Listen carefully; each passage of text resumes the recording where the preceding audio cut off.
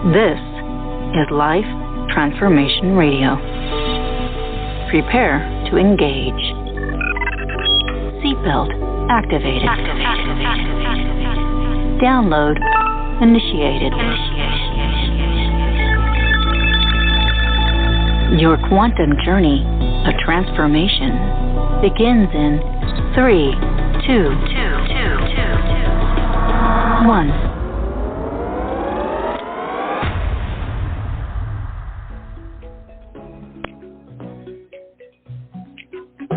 Welcome to Life Transformation Radio. Hi, I'm Rob Apprentice, best-selling author of The Law of Action, voice actor, business mindset coach, the podcast whisperer, and Mr. Action himself. Life Transformation Radio is heard in over 90 countries right here on Blog Talk Radio. Thank you for joining us from all around the world. So whether this is your first time joining us or you've been listening to Life Transformation Radio for some time, I want to personally thank you. Here at Life Transformation Radio, we are committed to share more about real life, love, the power of positivity, romance, and of course, laughter. We care about helping others find their internal drive and purpose. We celebrate life's challenges and overcoming them. Please subscribe, rate, and review on your favorite podcast platform. Let's do us live Mondays and Wednesdays, and a special recorded show Thursday live on Clubhouse. Also, a personal invitation from me to you. Please join us on Facebook in the Life Transformation Radio community. On the show, my guests are amazing people who are forces for good in the world around them and live a life of transformation. My guest today does just that. Ed Rush is an expert in speaking, writing, and achieving the impossible, whose accomplishments include, well, he left his full-time active duty to become a speaker, writer, and shares a message that will change the world. And I'm happy to say, this is my friend, Ed Rush. Welcome to Life Transformation Radio, Ed. Dude, it is so cool. By the way, I've been so excited about being on the show. You know, we've known each other for a while, my friend Rob, and I'm so excited to be on your show, and I'm so excited that it is your show. So let's get the afterburners in the back of the jet and take this thing off and speed up to about Mach 1 and have some fun. I'm down. So, all right. So those of you that don't know Ed is really incredible. He's a 5-time international best-selling author. But what I really love about Ed is that he is a Top Gun pilot. And I don't say was a Top Gun pilot because I think once you have been a Top Gun pilot, you're always a Top Gun pilot. The first thing you should know about me, Rob, is I failed kindergarten. So that's the first thing you should know. I'm not even kidding you. I literally did the first grade you do twice. And so I will just tell you, I never grew up as the sharpest tool in the shed. That's one of the reasons why I went into the Marine Corps and not the Air Force. But flying was very good to me. I definitely found my niche. The best way that I could describe flying skills, a lot of times people think, well, you must be a math genius to fly airplanes. I'm going to tell you very simply how to fly and fight an F-18, and it goes like this. When you push the stick forward, the houses get bigger. When you pull the stick back, the houses get smaller. And when you push the little red button on the stick, all the houses go away. That's literally all you need to know. So I'm just trying to make it all simple for you. But one of my favorite stories to tell. Are you all right? I can't even see. I'm just crying. I wanted to get you so funny. To get you off your game. Well, I'll tell a story then while you're recovering from. So I want to take you all the way back to flight school, actually, because we're gonna take our the time that we're gonna spend together. We're going to talk a lot about strategies, things to make more money, have a bigger impact, grow your lifestyle, really help more people. But I want to center you as you're listening to what we're talking about today around one thing. Now, I'm not sure what that one thing for you is going to be. Rob and I are going to give you about 50 different things that you can do that will change your life. But I want to take you back. Rob, you've heard me tell this story before because we were talking about it the other day. But, in the Marine Corps, which is where I flew at the F-18 fighter jet, we train with the Navy, and the Navy, at the end of our training, we land on aircraft carriers. And so right at the end of my training, when I was like 25 years old, I was landing on an aircraft carrier. And, you know, Rob, there's 9 countries that land on the aircraft carrier: England, China, India, just name a few. But the only country that does it at night is the United States of America, you know. And some people think, wow, that's courage or bravery. And I just say, like, it's sheer stupidity. Why would you land? Very small boat in the middle of a very big ocean. It's very dark, you know, and it's moving. With bright lights it's a on moving it. runway. It's a small moving runway. And so, and the other thing that's interesting is when you do this training with the Navy, most of your 3 years when you're training with them, you're in a cockpit with an instructor in your backseat. But when you go to land on the aircraft carrier at night, you're all alone. And I always think that's like a risk mitigation thing. They're just trying to make sure, you know, they don't lose 2 pilots instead of 1, I guess is the way that it works when, you know, you inevitably kill yourself. And so here I was about to execute my first night carrier landing behind the USS Stennis in 1999. In fact, Rob, I remember the night. It was July 25th, 1999. That's how much I remember this night, even though it was a while ago, you know. And so on this particular night, a condition came upon me in my airplane that can only be described as vertigo. Now, to put you in the airplane with me, it was a beautiful night. The moon was out, the stars were out, but as I descended in my airplane at about 12 miles behind the aircraft carrier and about 1,200 feet above the ocean, and at about 350 miles an hour, I descended into a traditional cloud layer we have here on the Pacific coast called the marine layer. That goes from about 700 feet to about 1,200 feet. And as I descended into that top of that layer at 1,200 feet, just descending down to about 1,000 feet, I felt a gentle rolling sensation to the left. Now, without cues as to visual references, without seeing a visual horizon, most pilots then take their control stick and move it to the right. But as I did that, I looked up at my heads-up display, my primary instrument, and before I started to turn, I realized I was flying straight and level. Well, at this point, that rolling sensation picks up now harder to the left, and as I go to move my control stick to the right again, I look up at my heads-up display, which I'm pretty sure is broken, that instrument, and that instrument says I'm still flying straight and level. And at this point, Rob, my airplane now feels to me like I'm in this death spin to the left, and literally any minute I think, I'm going to come out of it and see the ocean and then die, this 24-year-old pilot right in the prime of my life. And it was in this moment as I was about to take my stick and move it now violently to the right, which, as you can tell from the story, would have been the worst decision I could have made. I hear this voice in the cockpit, you know, and it's not like an out-loud voice. Some of you have seen Star Wars, you know, where Obi-Wan Kenobi's like, Ed, hey, gosh, I am your father. Computer. I mean, it wasn't an out loud voice. It wasn't even the Force. It was the voice of training. Okay. And that voice of training said to me, trust your instruments. Trust your instruments. Anybody who's flown an airplane knows their instructor has told them that at some point or another. So here I am in the cockpit, now at about 800 feet, struggling through vertigo, about 8 miles behind the aircraft carrier, now at about 300 miles an hour, trying to figure out, am I going to trust myself or am I going to trust my training? Am I going to trust my instincts or am I going to trust my instruments? And you know what I did that night? I trusted my instruments, and it made all the difference in the world. Broke out of the clouds at 700 feet, saw the back of the aircraft carrier, breathed this big sigh of relief and realized, oh my goodness, I'm alive. And then all of a sudden, that sigh of relief went away. The anticipation picked back up because I needed to land on this thing. Well, it wasn't the prettiest landing, but I landed. And as I rolled out on that cockpit, or on that runway, right on the aircraft carrier, with sweat pouring down my face onto my oxygen mask, I realized I was alive because of one good idea. I mean, trust your instruments was a phenomenal idea, a fabulous idea, a life-saving idea, but frankly, not worth the paper it's printed on without implementation or action. And it was that night, Rob, that I learned the importance of taking these great ideas that you're taught and putting them into action. That's why, Rob, I love working with you. You and I have known each other for a long time. First, you came to one of my events. You worked with me doing a little coaching with me. I ended up hiring you to help me with some of the things in my business related to my book.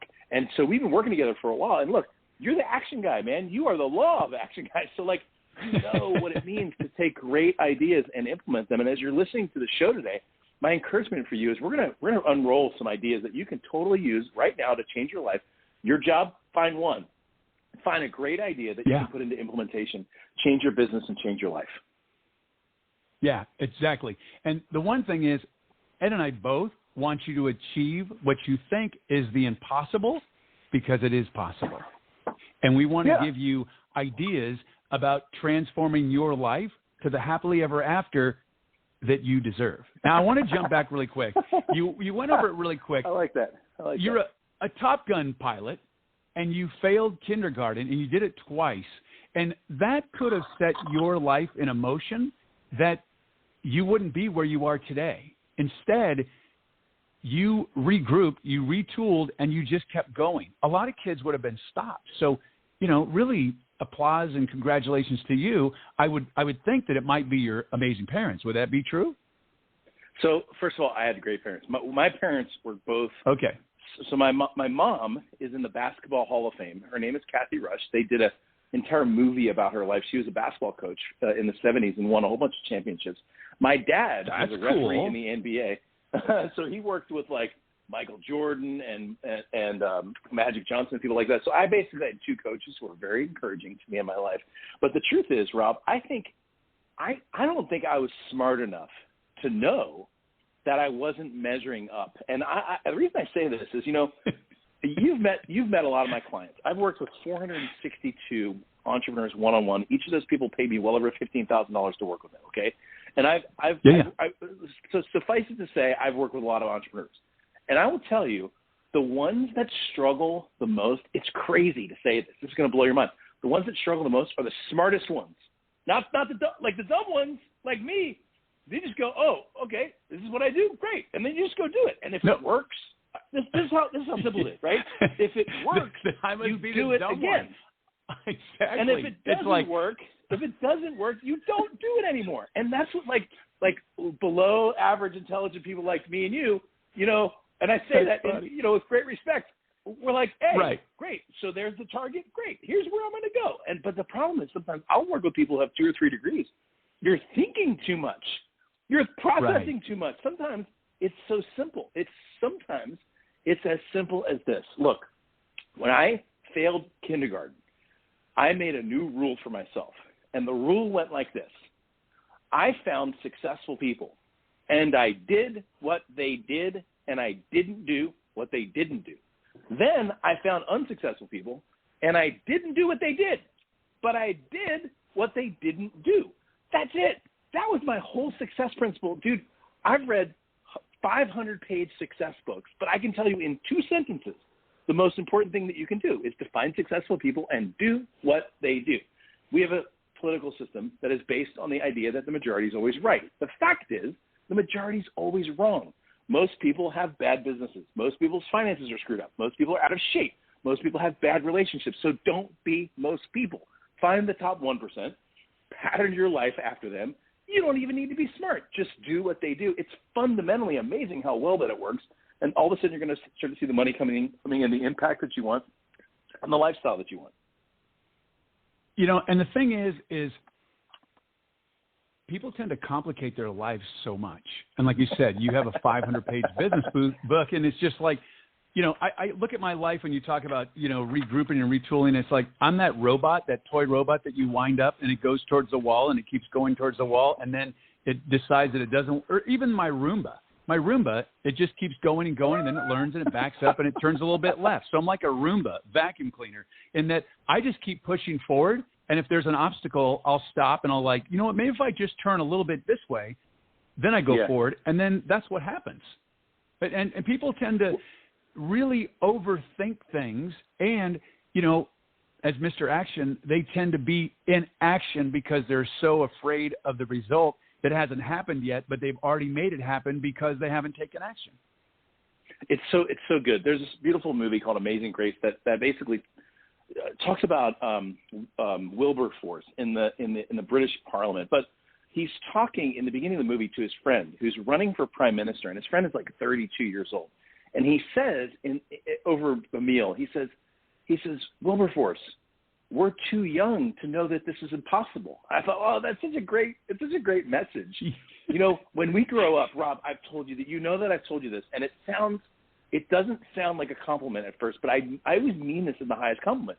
You have this enthusiasm you have this zest like a 13-year-old, okay? And I know it sounds – I remember I said that to you, and I said, okay, first of all, weird. You didn't say 13-year-old. You used to say like a 7-year-old or a 10-year-old. Yeah, well, then I got raised up 33 years. So the thing is, if you take a 7-year-old or a 13-year-old, see, they don't know they can't fly. They saw Superman, right, and they just jump off a couch and figure they could just go through the air. Well, there's something so pure in that adolescent enthusiasm. And you know what? That gets beat out of entrepreneurs so quickly, man. You graduate from school and your teacher's been telling you the whole time what's possible and what's not possible. You get in the real world, you get your lumps, and next thing you know, you're like, yeah. Oh, man, all this stuff must be just a bunch of BS. But then you realize, I mean, think about this. Leonardo da Vinci created an airplane 400 years before one flew. And that was a guy, like, for real, Rob, if you took somebody from the 1500s and brought them into our era right now, they would think that almost everything we have right now is sorcery, right? I have a gate that opens up to my driveway automatically. They would think that was being done by some sort of sorcerer or magician. I have 2 cars. Right. They would think that those things were being operated by I can see the flight path into San Diego International Airport outside of my backyard. They would think that's sorcery, okay? That's because all of those things were impossible to a certain generation, and we take them for granted. Rob, I've heard people complain that the Wi-Fi wasn't working on an airplane they were sitting at going 500 miles an hour at 36,000 feet above the earth.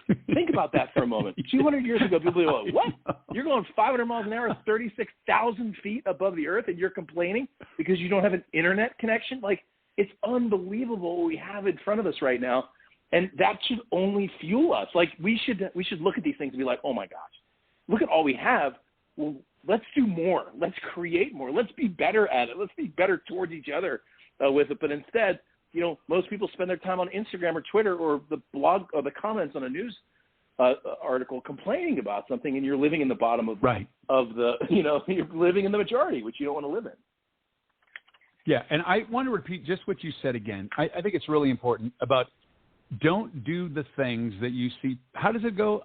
That's so great. That's how I live my life, but I think it's important to repeat again, and every 5 minutes I'm just going to say, hey, can you repeat that again? You do, Rob. You do this. You really do. I've known you for years. Your network, the people that you follow, you have excellent people in your life.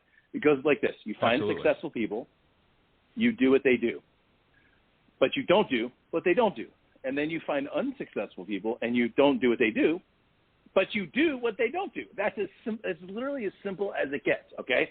So if you see someone, for example, let's say you find somebody who's like, they have a passion for life. They're really healthy. They're in the kind of physical shape that you want to be in. Well, you're like, hey, man, what do you do? And they're like, well, usually I wake up in the morning and I have this kind of breakfast. And I go for a walk every day, or 30 minutes, 3 times a day I go for a walk, whatever. Like, those are the kind of things that you do. The miracle morning. And then you go home and you hang out at your uncle's place and he watches football all weekend and he's 500 pounds overweight.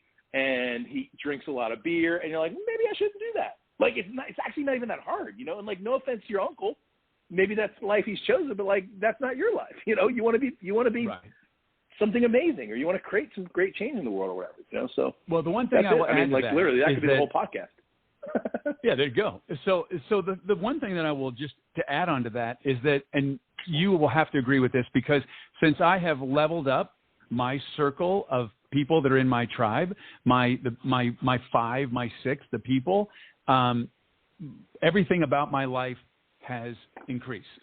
So, most people want to be the smartest person in the room. I don't want to be the smartest person in the room or the most motivated or the most anything. I want to be the least, because I believe that we all work together, but you are who you hang out. If you're hanging around with your uncle who's 500 pounds overweight, that's drinking beer on the weekends or Monday through Friday or Saturday, and he doesn't have the life that you want, look, you don't owe anybody anything to be in their life.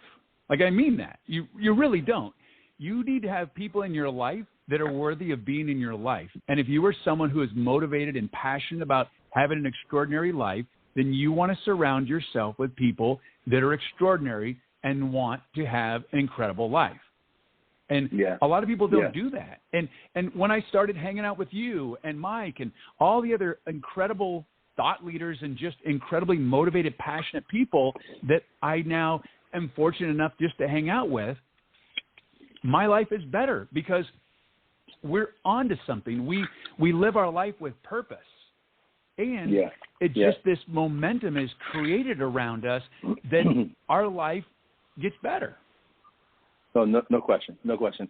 It's interesting. I get that question a lot. Jim Rohn's one of his famous quotes is, "You're the sum of the 5 people that you spend the most time with." And I get the question a lot. People are like, well, Ed, you already have this network, but I don't. You don't know anybody successful.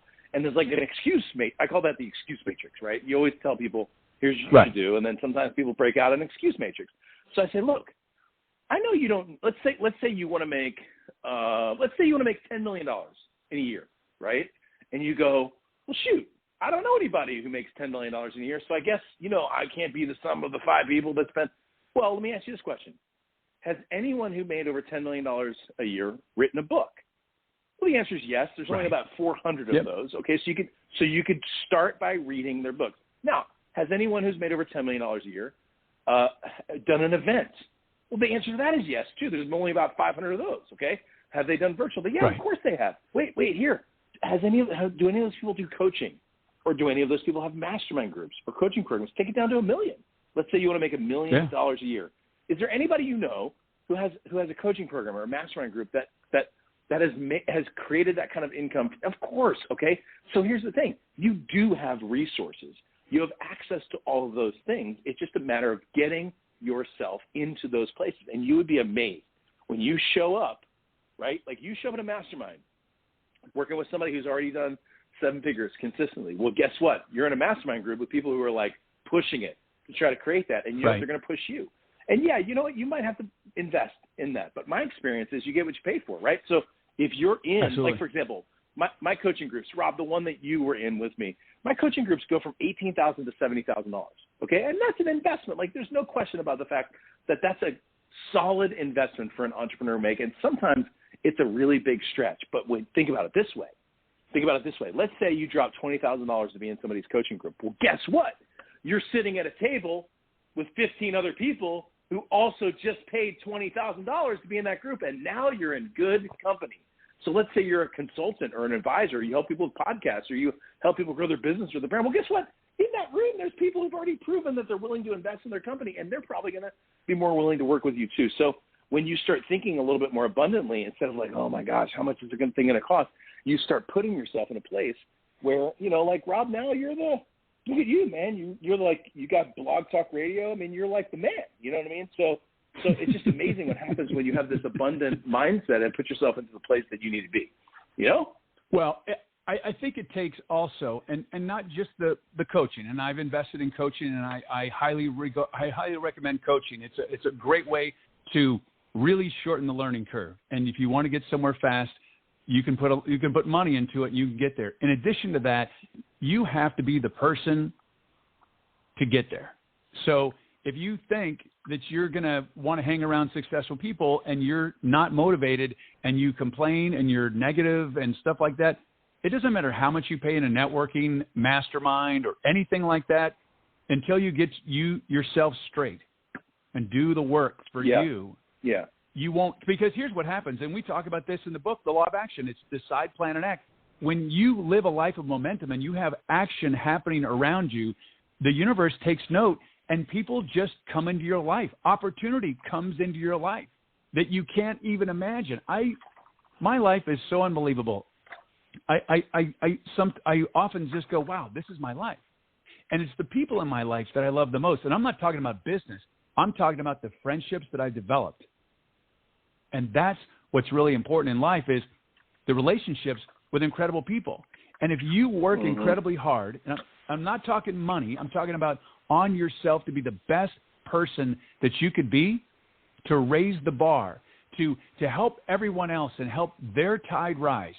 You'll be amazed at how many incredible boats of incredible people will start floating your way.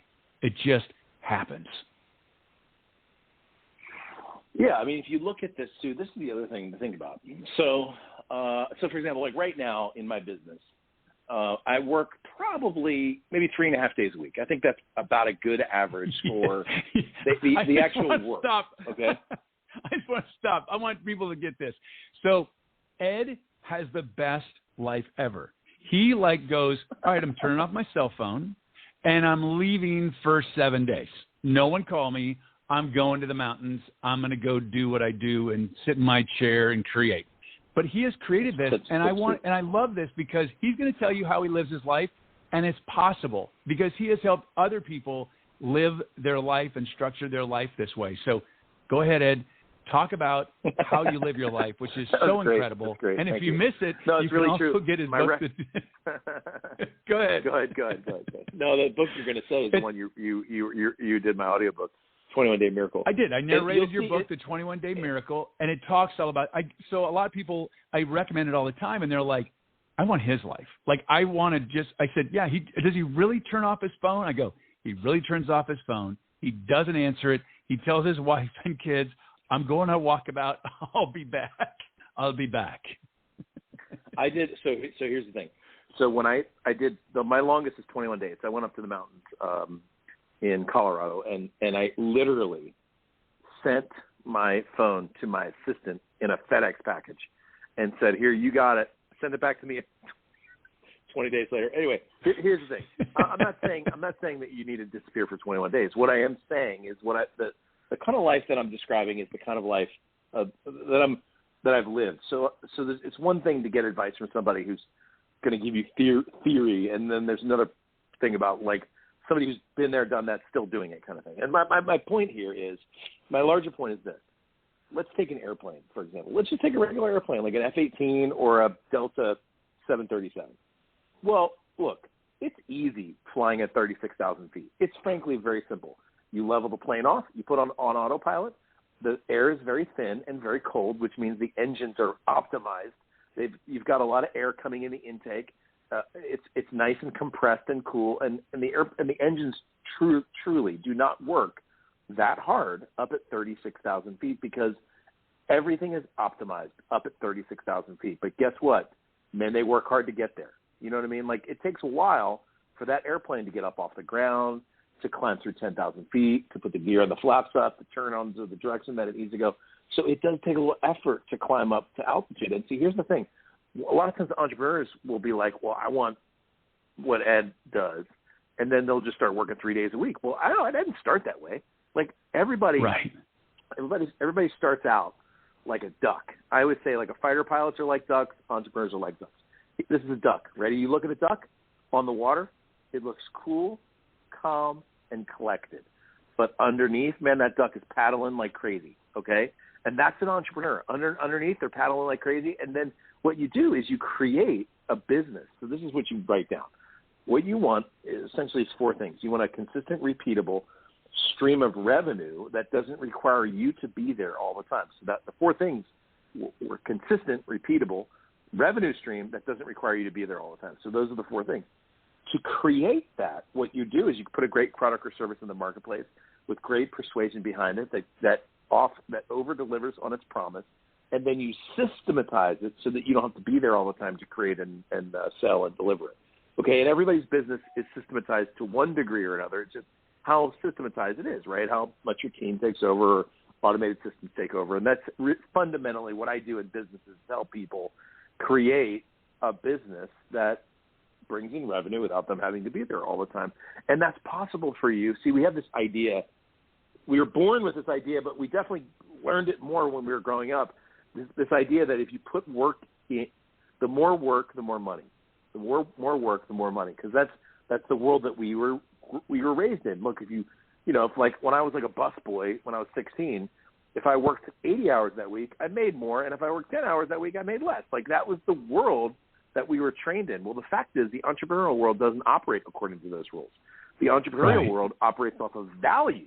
So the more value you create in the life of your customers, the more you make, okay? But it's not just value. It's also perceived value, because perceived value happens before the sale. See, you could have the best product in the world that changes people's lives. You may not sell any of it because people don't perceive it as valuable. And so that's where copywriting comes in. That's where persuasion comes in. That's where effective communication comes in. That's the key. And when you create great value, you can start to create a great lifestyle. Yeah. And, Ed is savvy businessman, like incredible, great family man. And I just want to change gears a little bit. I want to hear the story of how you went from, there was a major transformation in your life, and that was from being a Top Gun pilot in the Marines to where you are today. That's what I want to hear. Yeah, I mean, so here's where it was. Imagine me in an airplane at 2:30 in the morning in a left-hand turn in an F-18 over the town of Fallujah, which is in Iraq, in 2005. So that's the scene, that's the setting for this. I actually had a set of night vision goggles on my head, and my oxygen mask is off because I'm sipping a Red Bull to stay alert at 2:30 in the morning while I'm following a friendly convoy through the town of Fallujah. And as I'm following this convoy, it's July in Iraq, which by the way is like if you're going to visit Iraq, choose not July. Like if you have a choice, pick any of the other 11 months. Pick any of the other 11 months for your vacation to Iraq than July. Okay, so anyway, I'm in Iraq in July, and I'm thinking all the way back to I have a 4-month-old back home. I have my very first daughter. She's 4 months old. And I'm like, I don't think I'm coming back here anymore, man. And it wasn't the mission. I loved the mission. It wasn't what we were doing over there. I loved the Marine Corps. I loved flying. I mean, I loved everything. I was good at it. But I told my commanding officer, I'm like, I don't want my home life being dominated anymore by an empty chair at the dinner table. So I actually made the decision to get out while I was at the height of my career. I was the number one instructor in the Marine Corps for 1-against-1 dogfighting. I was the number one instructor for a certain type of weapon system that we were using quite a bit over in Iraq. I was flying around the world training pilots, for combat, and all of a sudden, out of nowhere, I just decided to get out. So I made that decision based off of lifestyle, and then I really had a passion. I really wanted to share a message with the world, So I got out and I started building my online presence, started selling products online, and flew the airplane to 36,000 feet. It wasn't easy, but it was a heck of a lot of fun. It's a lot of fun being an entrepreneur and sharing a message with the world, and that's the short version. How would someone go about, so when you're, people like to stay where they're at. It's comfortable, and I like to be uncomfortable. And apparently you like to be uncomfortable because of how you live your life. I know you're very comfortable now, but I'm just saying in decisions, I'm okay with being uncomfortable, and I make big decisions and I make them fast.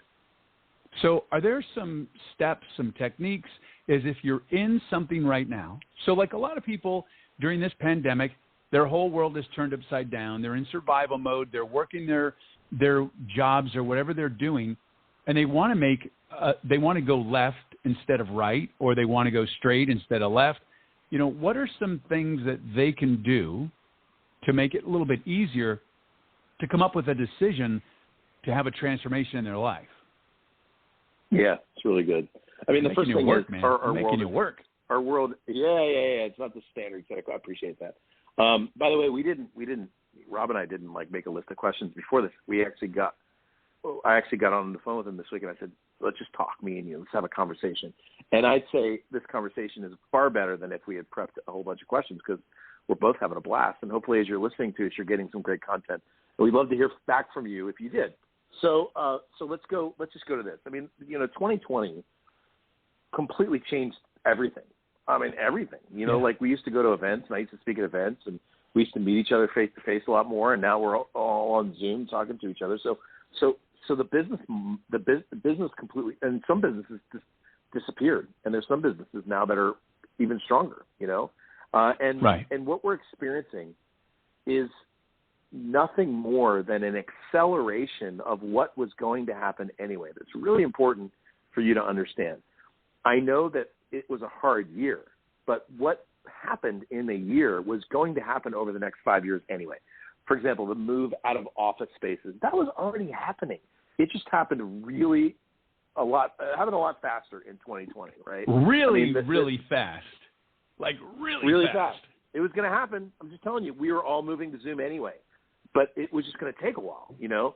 And so anyway, my point is a lot changed in 2020, which for an entrepreneur is a great thing. See, entrepreneurs fundamentally are agile people. They move fast. And in a world that changes fast, the winners are the ones who can move fast. So if you can move fast, you're going to be in a position where you can be successful. So my recommendation is grab a pen, write down these 4 things. It's 4 M's. Number 1 is mission. Number 2 is market. Number 3 is message. Number 4 is media. Okay, most people who come to me ask me media questions. Ed, should I have a podcast? Ed, should I build a website? Ed, should I have my LinkedIn profile this way? Ed, these are media questions. Great questions. Nothing wrong with those, but they're media questions. Step 1 is a mission. You figure out why you are put on planet Earth. Listen, God put you here for a reason. You have a message or a service or a product or a program that's going to change people's lives, and that's your mission. So figure that out first. And the second step is market. The 3 questions that you need to ask yourself are, who are they, where are they, and what do they want? Who are they, where are they, what do they want? That's market. When you answer what they want, that gives you the 3rd M, which is your message. Fundamentally, a great business is a business that has a message that matches the market, okay? And then the 4th M is media. Once you answer those first 3, mission, market, message, media makes the media decision is easy. You can find where your market is through LinkedIn or Facebook or Instagram or online or offline or on Zoom or through affiliates or partners or whatever it is. Okay, so that's the first place to start. Now, this year the media changed, right? I mean, we used to do like Rob, man. We used to go speak at events and stuff. That hasn't happened barely at all. But what is happening is on Zoom. So like today, I did a webinar this morning with Brian Tracy, or with Brian Tracy's list. They sent me over 1,000 people, over 350 people were listening to this live training, and I was able to sell, over $20,000 worth of products on Zoom. Well, look, if you're going to do what you used to do on stage, like when I showed up to a speaking event, I'd have a suit and tie, or sometimes just a suit. I would look good. I'd be prepped and ready to go. Well, look, if you're going to be on Zoom, you need the same thing. Like your Zoom room should look good. Like it shouldn't look like a cat's walking across the window behind you, and you got trash in the corner, and you're looking down at your computer screen, and people can only see your forehead or whatever. Like you would never show up for a speaking event in front of 300 entrepreneurs wearing sweatpants, But people try to pull that off on Zoom, and look, the world is now online. Well, look, move online. Who cares if it's live or digital? I mean, live's fun, but so's digital. So a live event's fun. I get to meet all these people. A digital event's great because I had lunch with my daughter today. So like up in the kitchen. So I mean, like, you know what I'm saying? Like it's all good. Like when people say it's all good, what they mean is it's all good. Whatever the world is bringing is good when you turn it into good. But that's where you need to shift your media. That's why that's the last part. So to review, it's mission, market, message, media. Fundamentally, that's one of the most important and the first things I do with the people who work with me is we get clear on those things so that you can dial in the rest of the stuff and have fun. Absolutely. So the one thing that I know about you and I just love about you is that I remember watching you on your Facebook Lives when the world was stopping, when the pandemic first hit. And, what I loved about that, and I turned a lot of people onto those Facebook Lives, is that you're very positive. I'm very positive. I've gave the message many times. We're going to be okay. We're going to get through this. And just in closing, I would just like you to give your overview of that, and more detailed than less, is that we're going to be okay, that change is okay, and that you have to adapt. But I want just you to come from your heart, which you have such a beautiful heart and soul, and I want you to tell the people that are listening right now that everything's going to be okay, and that it's going to be okay. Because it's going to be okay. So it's going to be okay. Let me just put it to you this way. Our world was ripe for a purge. And I mean that in the most honorable and look, it doesn't take a genius to figure out that the people that are leading our world right now are not good people, okay? And look, I'm not saying that I'm not a member of a political party, right? So I'm not a Republican or a Democrat, or I'm an American, you know. So I go all over the map depending on the policy and the position. I've chosen to think independently on the issues. Okay, so I'm not saying that as a partisan person. I'm just saying, look, from top to bottom across the world, we're being led by bad people.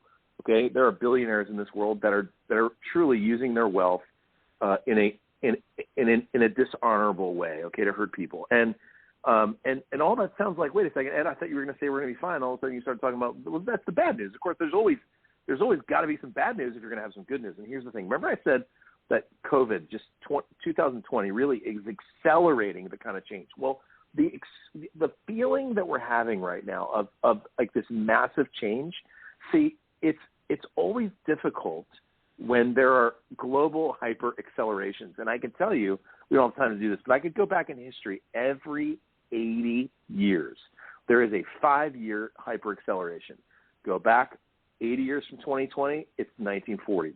Go back 80 years from that, it's 1860, Civil War. Go back 80 years from that, Revolutionary War. Literally, I could show you 80-year cycles. And all we are right now is in an 80-year cycle where the world is beginning to reset. When the world resets, what happens is out with the old, in with the new. All of the bureaucracy, all that yuck that's happened, it starts to purge and cleanse itself. And essentially what God does is he just resets the deck, and he looks for good people like you, okay? And so what's happening right now is so great. It feels really bumpy. I'm saying it just feels really bumpy. And I know watching it sometimes, if you're watching it in the micro, like if you're on the news every day, it's like cause for depression, okay? But when you look at it in the macro, you're like, you know what? You know what's happening right now in the political world? Everything's being exposed. You're seeing it all. You're getting to see it all.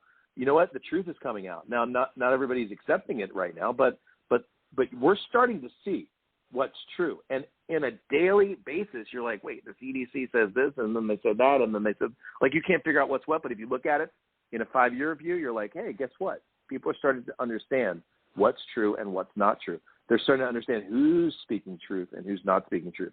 I'm going to give you a hint, by the way. There isn't a single news agency that's telling you the truth, okay? I don't care where you're at, right, left, center, whatever it is. Everybody's telling you their version, okay?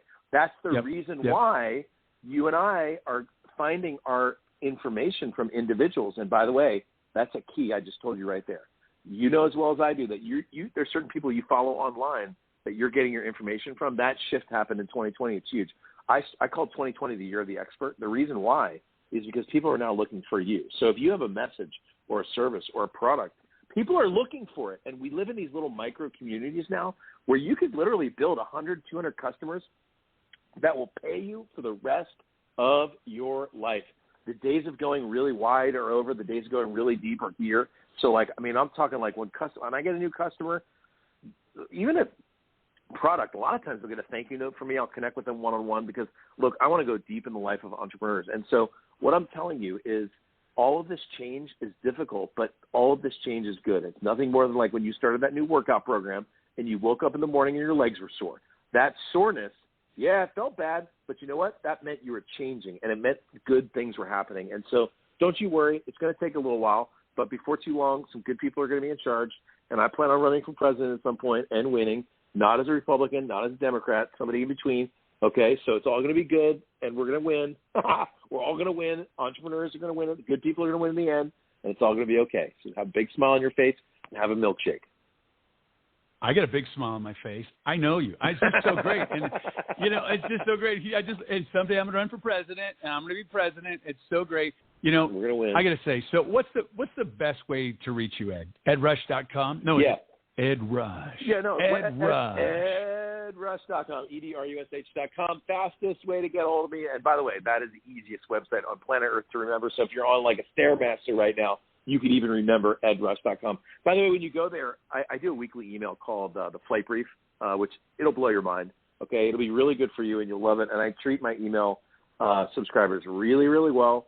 And you know what I'll do, Rob, for your listeners, just as an extra bonus. I don't usually do this. I'm going to give you my email address, okay? And like Rob knows, I don't normally do this. When you email me, I want you to just tell me a little about you, okay? Tell me about your business, your message. My email, write it down, coaching, COACHING, coaching at edrush.com.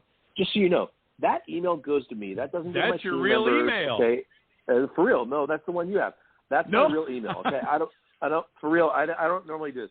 When you email me, here's what I'm going to do. I'm going to give you 2 tickets to my next event. I've got an event I'm looking at doing this summer, but whenever it is, whenever you email me, I'm going to give you 2. So you can bring a team member, a spouse, or whatever. It's probably going to be a digital event. It might be a live event. Who knows? But even if it is live, I'll still do it, stream it digitally. And I just love to just honor you, Rob, for your amazing show and the amazing listeners. So shoot me an email. Give me a little time to get back to you. Okay, I'm not on that email address all the time like we talked about earlier in the show, but I will get back to you. Just so you know, if you email me, when you do, I will reply individually to you. And I'd love to get to know you and see how I can help you in your business as well. Dude, that deserves a round of applause. Look at that.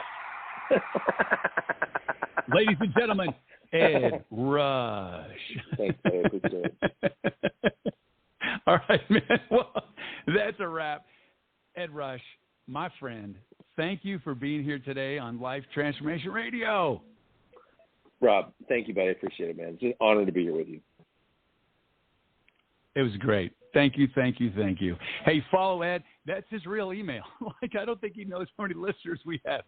That's his real email. But, okay, take him up on it. I've gone to his events. They're amazing, and I didn't get it for free. I had to pay. So, offline, we have to have a talk about that because that's a really great deal. Oh, my God. Thank you so much for being here today on Life Transformation Radio. Thank you for your support and taking the time out of your busy and precious day to listen. We so appreciate it. Thank you for allowing me, along with my very special guest, Ed Rush, to touch your heart, move your soul, and inspire you to a life of transformation. Until next time. This is Life Transformation Radio. Download complete.